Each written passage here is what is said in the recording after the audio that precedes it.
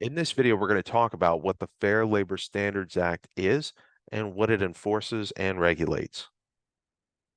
So the Fair Labor Standards Act was enacted back in the 1930s, and specifically it regulated and enforced minimum wage, overtime, child labor laws, and record-keeping laws. It established a minimum wage for the federal. So, in other words, the federal law enacts a federal minimum wage right now of $7.25 an hour, and that was established in 2009. It used to be $5.15 an hour back when I started working, but it is now $7.25 an hour as of 2009. But minimum wage is just one component for federal. There are a lot of states who establish their own minimum wage, but again, we're talking about the FLSA.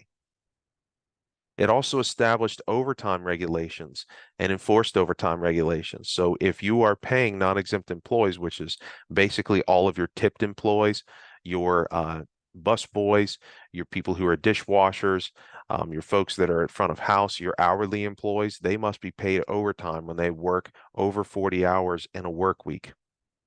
It also established child labor laws.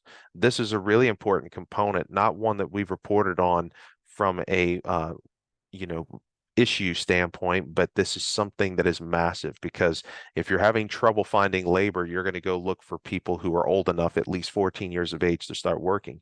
So it establishes a minimum age that they must be in order to work, and it establishes the types of jobs they can do, which are non-hazardous.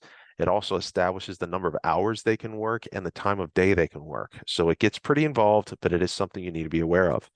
And of course, record keeping laws. You must keep track of employees' dates of birth, their name, their social security number. Those are some standard things, but you also have to keep records of their working hours, their wages that they've been paid. So that's what the FLSA does establish and regulate and enforce.